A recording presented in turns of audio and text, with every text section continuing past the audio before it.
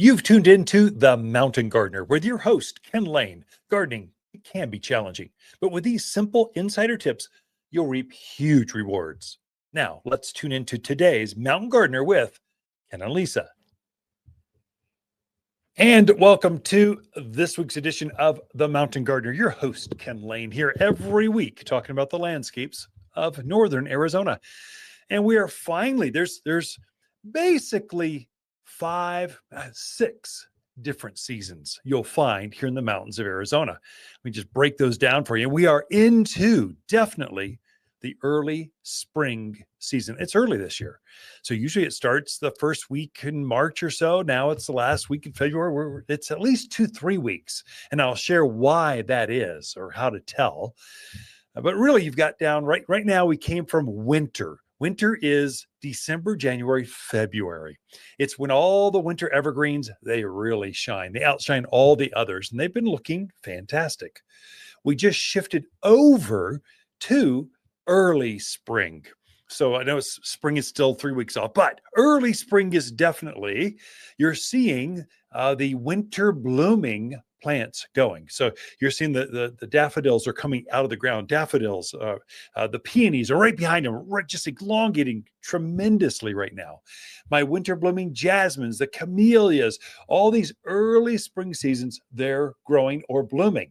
I noticed that my akebia, 5-leaf akebia, it's an evergreen vine. It's a strong, fast growing vine. It's put on already in the last week at least a foot and a half of growth. That's early spring. Early spring is defined by bright days, but chilly nights. It can still be frosty. You can even see a snow every once in a while, but plants are growing. Those early spring plants, they love that. So pansies, they look fantastic right now, and they're actively growing no matter how cold it is at night, or now no matter how much kind of weather event we get. They're going to bloom no matter what. That's early spring. That goes through towards the end of April. Then we go to actual spring season. May and June is actually spring. And so you're seeing everything go in the ground then. So your tomatoes go in, we're past the risk of frost. And now we're seeing everything can be planted. So all your zinnias, the blooming things in your containers, all of the spring blooming, I mean, red buds and crab apples, everything will be blooming and growing and actively putting on new foliage. It's obviously spring, and we all want to be outdoors, including your plants. They want to grow. Then you shift over to, I defined June as its own planting season. It's perennial month. So June is, I have perennials right now, and they look pretty good. The peonies, they're here. This is the time to plant them. This is the time to buy them. But they're here, but they aren't in bloom yet. They're just actively growing. So they're fully rooted. They're robust. They're growing like crazy, but they're not in bloom. In June, all the perennials are in bloom. You don't have to read the tag going, oh yeah, it grows this big. I can almost smell the color by looking at the tag. No. In June, everything is blooming, and you can touch and taste and smell, and you can just see what perennials are those things that come back year after year. So plant it once and you're done. So annuals are those things that look good for the annual for the year, and then they die in the winter basically. So that's the difference. Then you've got summer. Summer is June through really sometime in September is summer. So summer plants are crepe myrtles and the yuccas and agaves. They're growing like crazy. All that heat loving. Oh my gosh, make it hotter, please. I want to grow now. That's roses put on a whole nother set of flowers. Your smoke bush. There's a whole series of summer blooming plants that are fabulous, brightest colors of the year right then. Then you go into fall season. That's when your aspens and maples and all your service berries are all looking fall color. Even your shrubs that were blooming back in the summer and in the spring, they've got fabulous. So your lilacs, they're starting to heavily bud up right now. They'll be in bloom in a few days, but then they go into a nice green shrub, and then they have this great fall color, this aspen gold fall color. So that's fall season. Then you're back into winter again, winter evergreen. So it's again, it was early spring, which is now. You've got spring, the traditional planting. That's when everyone puts everything in. Then you've got perennial month, June. Then you've got summer blooming things, fall color, and then winter evergreens. That's 6 seasons. So, and it's because of the altitude, the brightness, and the dryness. We just have, I don't know. That's why we live here. It's just so beautiful every month of the year. It's glorious. We don't get hot like Phoenix. We don't get bitter cold like Wyoming. Oh my gosh. Actually, a lot of Wyomans, they actually winter here in the Prescott, the northern, Arizona area. And so it's kind of a beautiful place to be. Now I mentioned, how do you know? Ken, come on. It's going to be cold. There's got to be one more storm, one more system coming. Yeah, well, March is typically one of our wettest months of the entire year. So yeah, we will see another storm. We need to see another storm. We need more moisture. So bring it. I'll take it. The snows of March are very heavy and they don't last on the ground very long. They snow and then they melt and go away. And so it's a really good, healthy type of moisture that your landscapes, especially your trees, your evergreens, really need. And so they're counting on that. We need it. But some things are blooming and they're all actively growing. The ground is thawed and it's not going to freeze again. So the plants, they know this. They're going to, you know what? I'm going to start growing because I think it's going to be spring pretty quick. The bees, you'll notice the honeybees, they're out foraging. They're really hungry right now. So anything that's in bloom, even a remote bit of bloom, they're going to go after. We just had flowering heath. You only find this particular alpine perennial. It's like an evergreen shrub. That's a perennial. It's an evergreen thing that stays up about knee high and gets kind of 3 by 3 by 3 or 2 foot high by 3 foot wide. Beautiful alpine plant, gorgeous. You only see it this time of the year. Right now, if you're to wait until the traditional spring season, May, I won't have any of those. But if you want to encourage or help your pollinators out there first of spring, put a heath in.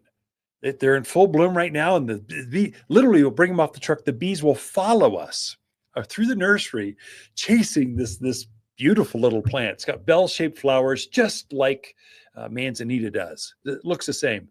And then when it's done blooming, usually the end of May or so, it has this beautiful fern looking foliage to it. It's just a really handsome, pretty plant. Comes in pink and white, basically. It's a great little plant. You know it's spring when the heath starts to bloom. You know it's spring when the peonies start to elongate from their containers or from the ground. So they're active. They're not blooming yet, but you can see them actively growing. They'll literally grow. I mean, my Ito peonies, they'll grow 5 feet. I mean, not 5 feet, maybe 4 feet. They get massive with these great big flowers that are as big as your hand. And then your traditional English peonies are the same. They're just cuter. They're shorter. They're less than knee high. And so they have more flowers, but they aren't nearly as large as an Ito peony. So there's different types, but it's spring when they start to grow. And so when your rosemary starts to bloom, it's one of the first things to bloom. That'll be within days. It'll be in bloom with that beautiful kind of lavendery, violet kind of blue color to it. And the bees will be all over it going, oh, finally something to eat. I've been hungry. I'm going to take this back to the hive and feed the queen. So we'll make honey together. So it's that kind of unfortunately, another indication is when bugs come out or when gophers are out. So I'm getting quite a few customers coming in with, oh my gosh, I don't know where all these pocket gophers came from. I can tell you, it's early spring. They've been hibernating real deep underground, and now all of a sudden they're right up, hungry because they've been hibernating and eating the roots off of your trees and shrubs. And so that's nothing to don't ignore those, because they can kill plants if left unchecked. But they're very actively growing, and mama has had babies. And they're all now, you went from 1 or 2 in the ground. Now they came out with a whole family in spring. And now there's just all this activity. you need to deal with those. If you need help with that, come see us. We're here at the Garden Center for you. We'll help you thin the numbers.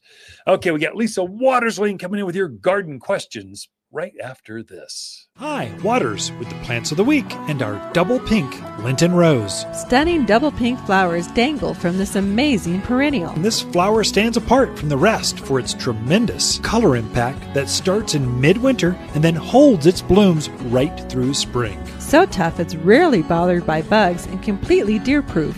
Watters Garden Center, 1815 Iron Springs Road in Prescott. We are back with Lisa Watters Lain in the studio. She comes each week with your garden questions. Just what are your neighbors, your friends? What's your family talking about as they're hiking around, talking, looking at their gardens? So Lisa comes with those garden questions. Lisa, welcome to the studio. Thank you. Glad you're here. Me too. Are you feeling spring in the air, or are you not feeling spring in the air? Definitely feeling spring in the air. It's things are definitely setting their buds. Some things are starting to open. Yeah, so, it's kind of you saw the winter blooming jasmine in the backyard. Yeah, glorious. Yeah. Beautiful. It's always the first thing to bloom, and it is definitely in bloom. And I saw that you have an entire pickup truck full of debris you've been cleaning up. Rake. You can't get a trash bag big enough when you clean it up. No, we definitely needed to do some yard cleanup, and it was kind of out of control. Like leaving that stuff behind for the birds, the worms. It composts down eventually. It just kind of, I don't like it all clean and neat. It's not sparkling, but at least I can see what's there.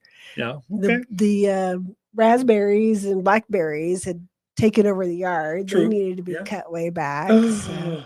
You didn't. I did. So here, folks, we have a difference of opinion. I love my plants neat and clean and organized, and she likes them wild and taken over. And then I like my soil and ground covers wild and grow. And she likes her soils neat and clean. So between the two of us, we have a good looking yard.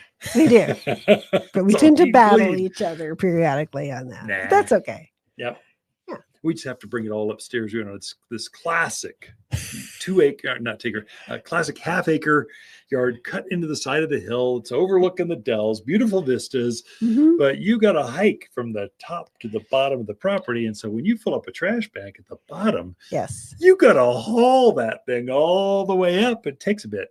I always have to remind myself, because we get these great big huge trash bags, and I'm like, I can put more in there. That's right, you can. And then I go to carry them up the hill, and I can't get them up the hill. Yeah, it looks good. So what are people talking about? What kind of garden questions are we sharing with the listeners tuned in? You betcha.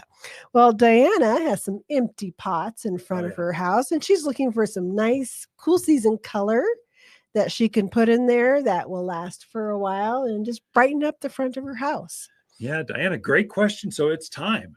So you're seeing, we probably have maybe a quarter of a greenhouse filled with colorful things, and then a whole bunch of other green stuff. So the things that are blooming right now, that sounds like you're tired of your boring winter looking, you want them to look like spring, and you want to get your hands dirty. We're gardeners. We like doing that. Where are those gloves? Ooh, they're all stiff from last year's dirt. Time to wash them.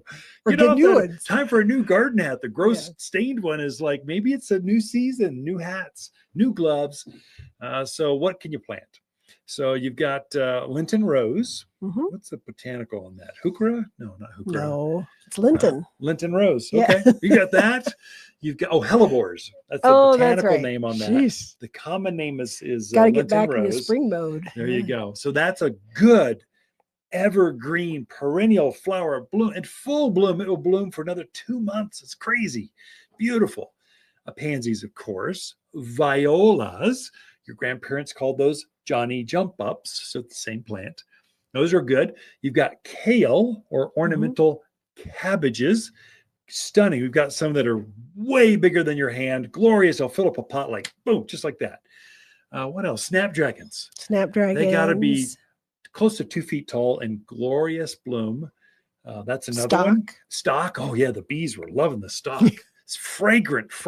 It's basically a snapdragon with fragrance. I mean, snaps if you get close enough and you embed your nose into it, maybe there's a fragrance because the color is so bright. I think you envision fragrance, so you think you smell it, but the stock, it smells really good.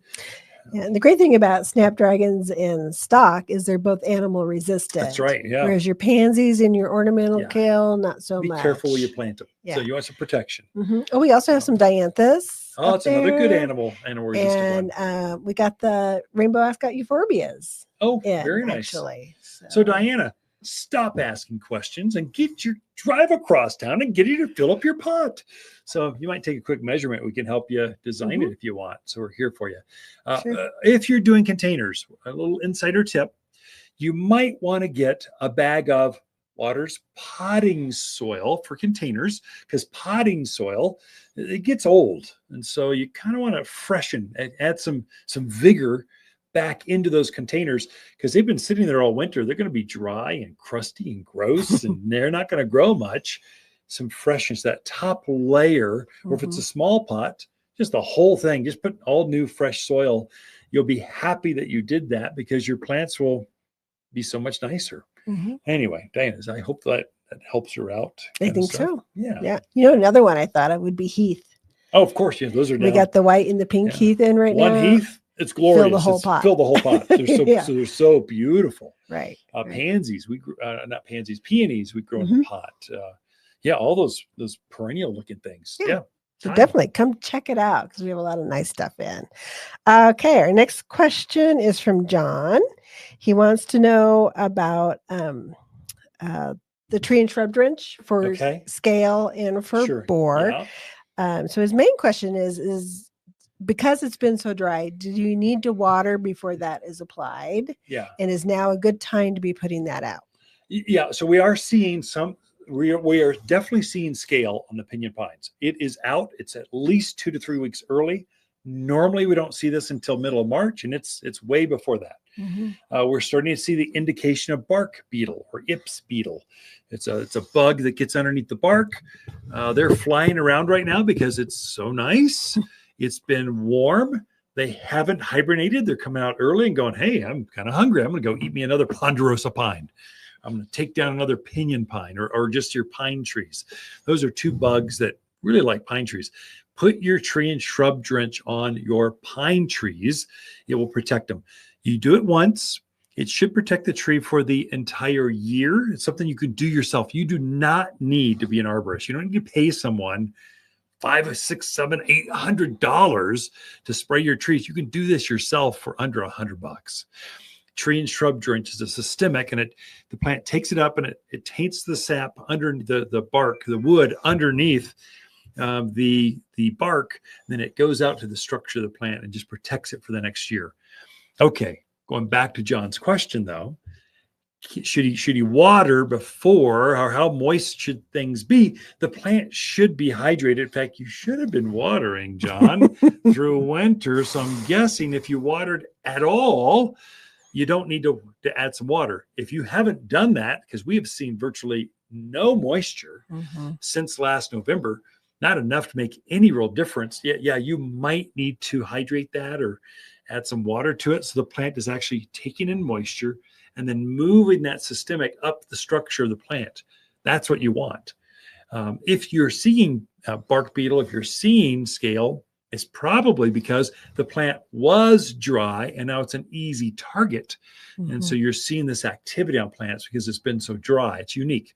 So you should water your landscape a couple times a month until they leaf out or bloom in spring.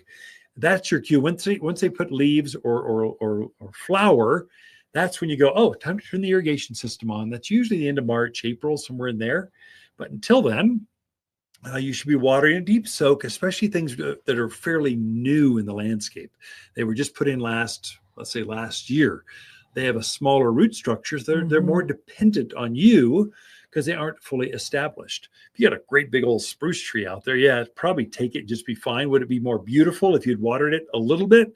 Yes. But can it go on its own?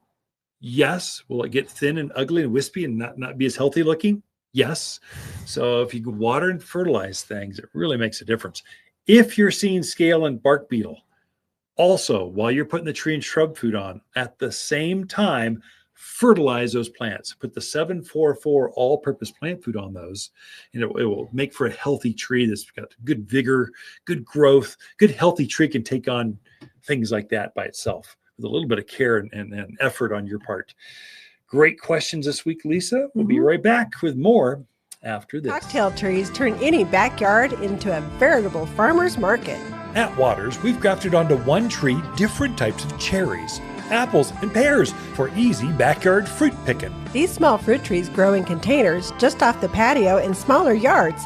Anyone can grow a fruit cocktail tree. You'll find braided cocktail trees with multiple fruits beautifully braided into one tree. Fruit cocktail trees are ready to plant at Watters Garden Center in Prescott and wattersgardencenter.com. So we are in the early spring planting season. This is the time. We just sold a record number of fruit trees. We had a fruit tree drop, 3 weeks ago? So literally, I don't know, 30 or 40 of them just online, and then another 30 or 40 in the store. It's time to put fruit trees in the ground. It's time to start putting your flowering early spring plants, red buds and crab apples and service berries and all those early spring bloomers. They announce that spring is here. You want to put those in the ground before they wake up. So they're heavily budded. In fact, we had to bring all the fruit trees out of the greenhouse. We had them in there for the comfort of gardeners so they could shop them easily, no matter the weather or wind. But they were starting to get tricked into blooming. The apricots were starting to bloom. I went, okay, doesn't matter. Gardeners have to go shop for them out there in the tree racks, no matter the weather, because we need to slow these things down. So it's right there. The buds are gigantic. The flower buds are gigantic on the fruit trees. The leaf buds are right behind that. Those are huge as well. And so you really do, you should feel the urgency right now to start planting your early spring blooming trees and shrubs mainly. So you can hold off on flowers because they grow so fast. You can wait, but you only get one shot at trees. They grow generally in the spring, and then they can grow a little bit more, but basically they grow in the spring. And if you wait to plant those until they're leafed out or until they're blooming, you have more chance of what we call transplant shock. So these tender new leaves are exposed to dry, windy, cold, extreme climates of early spring here in the mountains, and they can literally freak out. They just go, oh my gosh, what is going on? And so they tend to shrivel, the leaves get smaller, but if you put them in the ground, they kind of wake up there. And what happens with plants, this is all plants, but when they start to bloom or leaf early spring, right afterwards, almost immediately as they leaf out, they start to root, just like bump, just they leaf, then they root. And so you want to take advantage of every single inch or centimeter of that you can to maximize your root formation, especially before the heat of summer. So the more roots, even a little bit extra roots, makes a big difference on how those plants react in the summer, basically July, August. And then if you're even hoping to have fruit, you need to put those in the ground now. And so fruit trees typically need to be 5 to 7 years old. They really need to be about 5 years old before they're old enough to start to actually set fruit. Before that, they'll flower, but they really don't have a root structure. There's the trunk is not thick enough to really hold up fruit. So you really shouldn't let them fruit until they're older.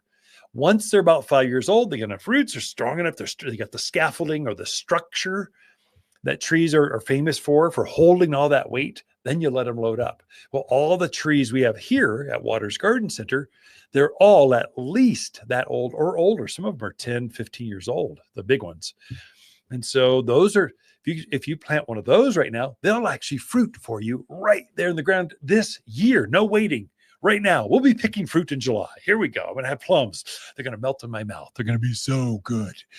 And so, or apples or pears or cherries or nectarines or cherry. I mean, you can plant those now. And so it's important. I would say also it's time to really get your soils ready. mean, you're really days away before you can start putting garlics and potatoes and your pansies and all these early kales, snapdragons. I've got the most beautiful snapdragons you've seen. They're glorious in full bloom. You can plant those as soon as your soil is ready. So if you're thinking about adding some potting soil to your raised beds, do it now.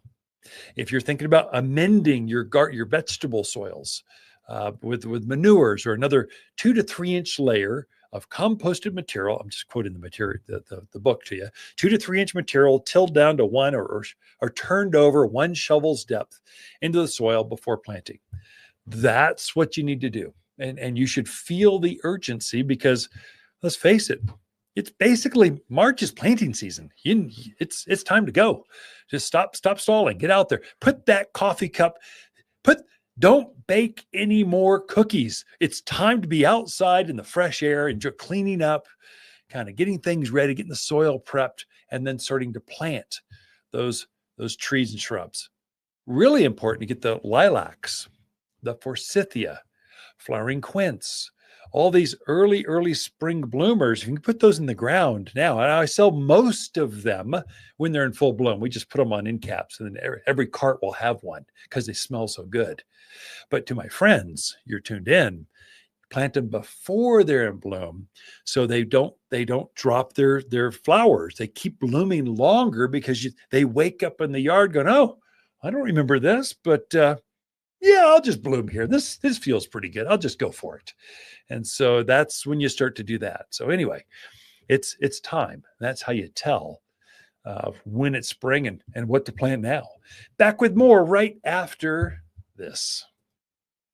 Watters Garden companions of February are peony, Calgary carpet juniper, pinyon pines, and lily of the valley. Lily of the Valley is a gorgeous shrub that loves growing in the summer shade. This bold evergreen delights with dramatic, fiery growth in spring. Fragrant wedding cake layers of white flowers hover on graceful arching stems. Each dainty flower is utterly detestable to deer and javelina. Shop the most perennial shrubs in Prescott by store or online at wattersgardencenter.com. And back in the studio is Lisa Watters Lain. What you doing? Your nose is in the flowers? What's going on here? It smelled good. You know, the camera's capturing all that. So I just, you don't think of pansies having a fragrance, but they actually do. Very do. fragrant. Yeah. So I was like, what was that smell? So Lisa comes and just shares her segment. The entire studio does smell of pansy. So it's got a great scent to it. Mm-hmm. So they're edible, they're fragrant, they're beautiful, and they love being planted now. Right now. Yeah. Welcome to the studio, Lisa. Thank you. I just grabbed this one to show people, but we have pansies in this is kind of a yellow red color, but we also have purple, we have pink, we have just yellow, we have white, we have all colors out there, pansies. And we also have violets, the little Johnny jump ups, which have the two tones to them, which are real pretty. Cute ones. Yeah. The cousins. Snapdragon. It's just that time of year and the weather's been beautiful. So it's a really good time to put those flowers in and brighten up your house and so share with folks if they come in and let's say this weekend they would do some gardening. If they've been pent up for 3 months, now they want to go out in the gardens and plant some things. Or their containers are looking terrible, just dead twigs in there, and they plant. Do people need to be worried if we get another snow or another cold front or do they have to be worried about these plants? The plants that we have in now, the pansies, snapdragons, violas, they like the cool weather. They do, yeah. And pansies actually can take snow sitting right on top of them and they're perfectly fine. If you're really worried, you could throw some frost cloth over them if you're really worried about the blossoms. But now is the time to be putting these guys in. They like that cool season, and now's get them in so you can enjoy them. And I find people make a mistake. Newbies make a mistake. So we planted our pansies last October so we can enjoy the color right through winter. And they've been in solid bloom right out there in the yard. Never even thought about not being out of bloom. Right. And so a lot of folks new to the area see that and they're going, oh, those have been so pretty. I want to go to the nursery. I'm going to go down to Watters. I'm going to get some pansies. And they're coming the end of April, 1st of May, and they get the very, very last crop of pansies. They put them in the ground and they'll bloom for beautifully, I mean, magnificently for a month. But sometime in June, they don't like the heat. No. So once it gets up to 92, 95, I don't care how much you water them. They're going to lay over and they're going to just go, I am so hot. And they just die like one afternoon. Boom. They were blooming in the morning, dead, like brown in the afternoon. And they get discouraged.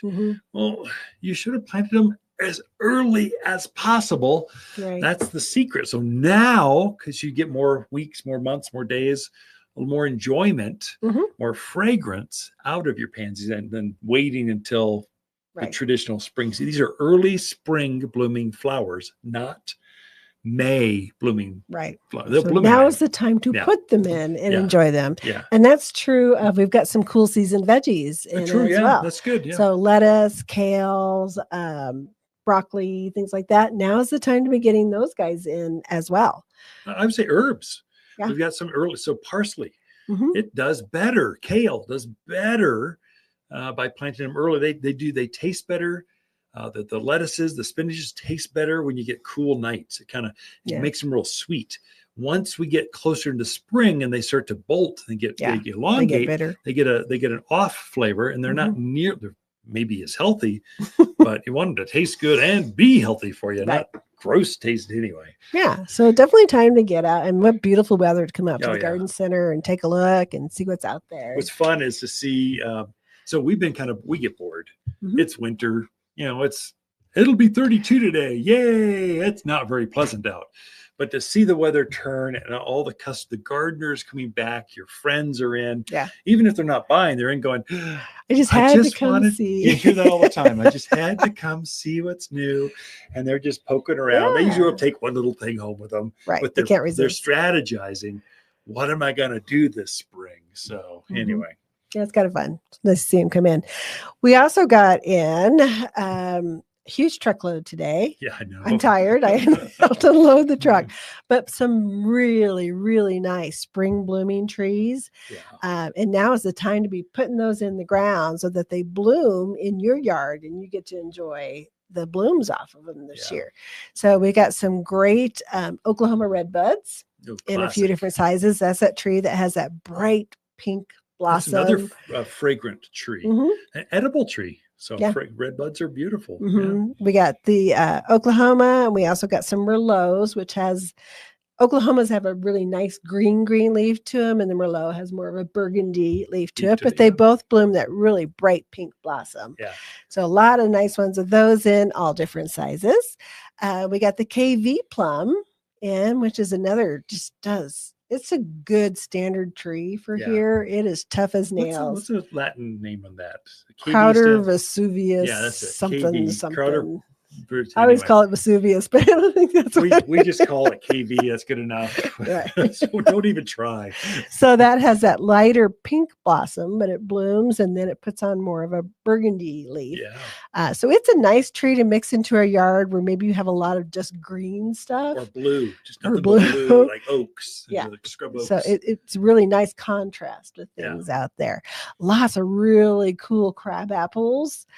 Two new ones that we got in. One, they call it ivory spear, and the other one's raspberry spear. But they are probably going to get 18, 20 foot tall. But if you don't have enough space for a wide one, these get about 7 to 8 feet wide. Oh, perfect for so patio. Oh my gosh. Yeah. That side yard is so tight sometimes. Right. Where you don't want it going over under your neighbor.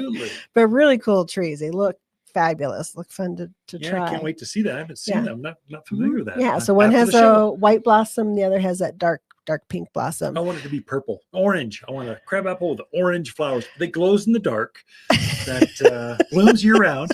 No, not yet. We're still waiting for that one. But we did get the other crab. We got some prairie fires in. We got some perfect purple crab apples in. And crab apples are that's another tree that it's old fashioned. But really, it's old fashioned your grandparents planted it for a reason because it was so easy to care for. Right. The brightest of all the spring blooming trees. Mhm. And the new varieties have just these tiny, cutest little crab Tiny. apples that are just so cute. The They're itty robins bitty, just but the love to birds eat 'em. love them. Yeah. So if you're Yeah. planting for the birds, those are great. Kwanzaa cherries, which Oh, is an pretty. ornamental cherry. A couple of really nice sizes of those in. What else did we get? We got some more 4-in-1 apples Oh, and we some ran out last 4-in-1 week. pears. Yeah. Yeah. So we and Good. 3-in-1 cherries. Okay. Really nice quality, nice beefy trunks, look really good. Aspen. Oh, We got our good. first Yeah. load of aspen in. What else did we get? Let me think. Tree. It's Oh, the autumn trees blaze are here. maples. Oh, yeah. Big ones, I hope. We need some Yes, big ones. we got some big ones. We That's got some right. birch in as well. Some nice Jack Monte birch, which has that real white bark to it that people love. Yeah. So some really cool stuff to come in and check out. So we had a plant drop. So we let folks see what was coming last week or the week before. And we had the cocktail trees. Basically, it's grafted multiple fruit trees on one trunk. And we sold out that day. And so we did not see that coming. And so people are going, there's pent up demand. So we found some more. So if you were part of that, sorry, we're trying to let folks jump to the front of the line and grab them early. They did. More so than we thought. This week it's peonies. So we got some funky new, just really cool. You'll be the only one in the area that has this peony flower. Your grandparents dreamed of having this. They are going right now. And then stay tuned. We have a tomatoes, like I think 100 tomatoes coming up that are for us. Yeah. You can pre-order them, I think the first week in March. And then they'll show up, I think, the first week in April. I don't know the timing. Don't quote me on that. But you'll want to grab that early. So it's waiting for you because we're going to run out, I mean, immediately. So you're buying them ahead of time and then they come in later. Yeah. Otherwise, people were coming in like we had them, but then we're out and people will get frustrated. And well, how can we do this? We just go, don't wait. Just get them now and they'll be waiting for you. Your name will be on one. Okay. So there you go. Nice. We're out of time like that. So it's time to put trees in. It is. The blooming The trees. spring We've blooming got lots of them. trees. So Ken and Lisa Lain, the Mountain Gardeners. Be right back after this. Watters Garden Companion plants of February are Calgary Carpet Juniper, Lily of the Valley, Pinyon Pines, and Peony. Your grandmother would fall in love with these larger peony with so many colors to choose from. There's nothing like the enormous flowers to add stunning pops of color. Endearing springtime blooms are more than fragrant with luscious double flowers. Shop the most perennial peonies in Prescott by store or online at watersgardencenter.com. All right, so we have got to prepare for the landscape to wake up. And so I alluded to this a little bit at the bottom of the hour. You had to get ready. Your soils had to get ready. Put the trees and shrubs in the ground before they wake up. If you're thinking of fruit trees, get them. You should feel urgency. Get them in right away. Sooner the better. Big trees like evergreens, pine, spruce, fir. If you've got a privacy screen going down the length of your property, you need to put those in now. It will greatly maximize this year's spring. You get far more growth out of those plants by planting them before the spring season actually hits. So don't wait. Anyway, that's enough of that. Won't harp on it because now you'll feel bad. But what you should do is feed the landscape. Everything in the yard should be fed. And I got a little caveat for you. We're starting to see bugs. So I've got 3 things for you to really watch after, 2 tasks you really need to do by the end of the month, by the middle of March. I've got 2-3 weeks to get this done, but you should get it out there right now. And so you should fertilize everything in the landscape. And if you're just tuned into this, let me be very specific.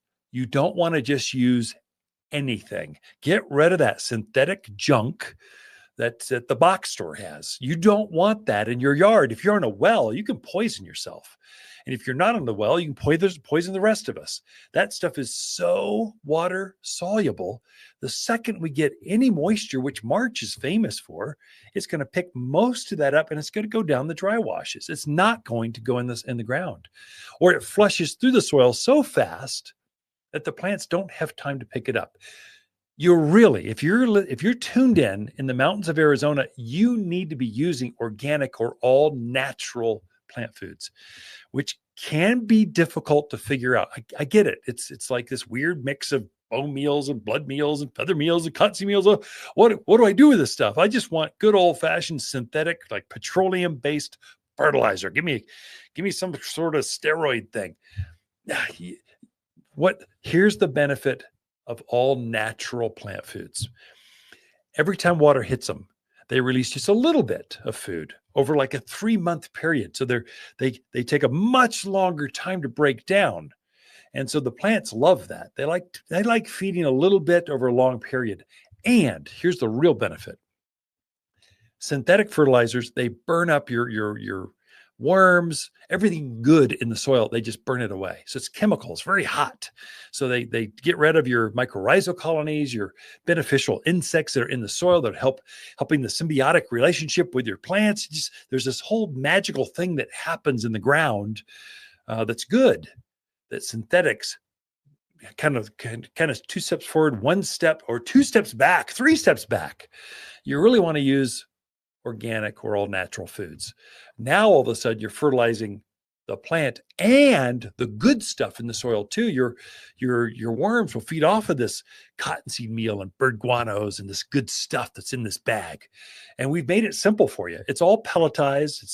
It's dry pre-mix. You don't have to mix anything up yourself. We did all the math, all the mixing, we curated all the elements. So just spread it. A bag will cover 2,000 square feet. We've made it so easy. Spread it over top of the rock.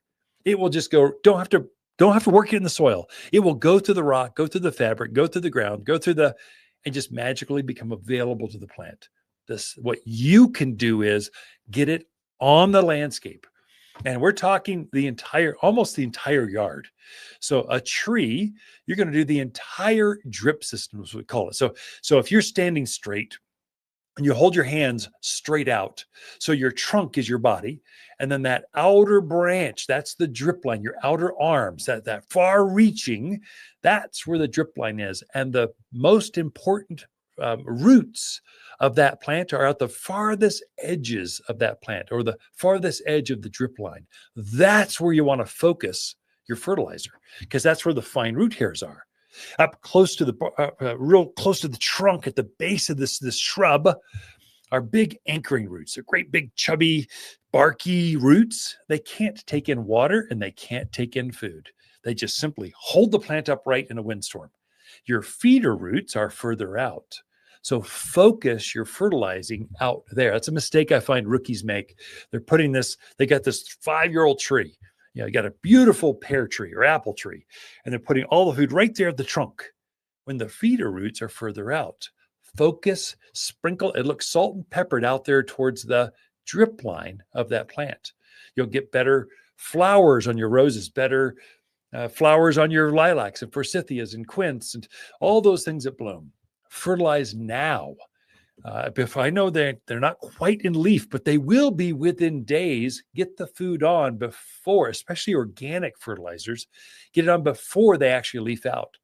And so we make 2 here at the Garden Center.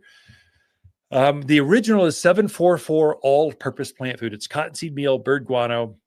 We put some iron and sulfur in it. We call it all natural.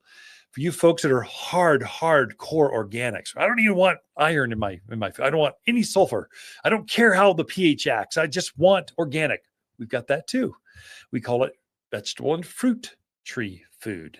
So there's no minerals in it. As soon as you put a mineral into a fertilizer, you can't call it organic. So you can call it natural, but you can't call it organic. But if you just stick with the meals, so the cotton meal, the blood meals, and that kind of stuff, now you've got all organic. That's good for fruit trees. So we call it 6447 organic fruit and vegetable food. Okay. That's what it's called. And so it's pelletized. And so you spread that out on the yard, and the plants, it'll break down. The plants will pick it up as it needs it. As we get snow, as we get rain, as it goes through the root zone, it'll kind of pick up the stuff and go, yummy. Sounds good. I'm going to leaf out. We call it 6447 because we know that you're going to struggle with calcium deficiencies. It's something that we have, high alkalinity soils. It locks up the calcium that's in that's available to the plant. So we're going to juice the plant, your soil, the root zone around that plant, so it picks up more calcium. That will make sure your fruit size is larger, sweeter. You won't have blossom end rots on your tomatoes and your peppers. This is a black spot that forms where the flower was. That's a classic calcium deficiency. Well, if we know that you're going to struggle with that here in northern Arizona because of the water issue that we have, this high alkalinity, well, let's just juice it so you don't have those problems. And so you put it out there, just breaks down, and away you go. Now, the thing, it always comes up, well, how far down do I need to work this fertilizer on this plant food? You don't have to work it at all. It will break down. The plant will be, consistency is the key. Get it down there several times a year. We're thinking around Easter. So March sometime. You want to be around the 4th of July. So that's when the rainy season starts in the summer. That's when everything, you get a whole nother set of growth then. The most important feeding is around Halloween. So it's using that food last fall. It's using that food to bloom this spring. Now they've taken all that food. Now they're going to need some more. So you're putting it back on in spring. And so that's kind of your system. So you're thinking Easter, 4th of July, Halloween. If you think holidays, and if you miss that, come see us. We got a handout. Go to our website, watersgardencenter.com. Type in plant foods. It'll come right up for you. But we try to make it real easy. Spread it out there. For the love of gardening, please do not waste your time, energy, or garden dollars on Miracle-Gro. That junk does not fertilize your plants. It's not good where we have high alkalinity. And maybe for a container, but even we get so many minerals in our soil already, in our water, that this is a salt-based fertilizer that just juices your containers so that you get this heavy, white, cakey buildup around the containers. That is not good for your plants. And it's really not good for things in the yard. It clogs up the soil. So stay away from that water-soluble, mainly the salt-based Miracle-Gro stuff. It's the #1 selling fertilizer in the country. But you don't want to use it. My friends, I don't want you to use that in your yard because you'll just do more damage than good. Use a good, organic, granular fertilizer over the entire drip line of everything in the yard. The grass, the perennials, the flowers, the trees, the shrubs, all of it. All right, we got more for you, but take a break. Be right back after this. Cocktail trees turn any backyard into a veritable farmer's market. At Watters, we've grafted onto one tree different types of cherries, apples, and pears for easy backyard fruit picking. These small fruit trees grow in containers just off the patio in smaller yards. Anyone can grow a fruit cocktail tree. You'll find braided cocktail trees with multiple fruits beautifully braided into one tree. Fruit cocktail trees are ready to plant at Watters Garden Center in Prescott and watersgardencenter.com. So getting your garden soils ready, this is probably, I guess there's two ways to go about this. If you're traditionally going into a garden, let's say a main vegetable garden out there in the yard, that's different than, let's say, a raised bed or a container garden. So there's kind of a different approach to those. If it's a container, you don't really need to add manures and that kind of stuff. It's too hot for this small container size or pot size.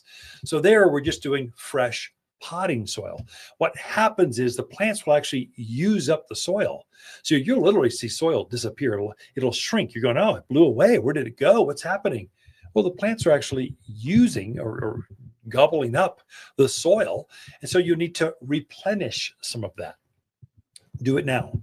So I'll top my containers off and I'll leave about an inch from the top so that I've got room to water. And then I'm all set. And then I'll fertilize on top of that. I'll usually put a handful of all-purpose plant food, 744 food, on top of that, and you're good to go.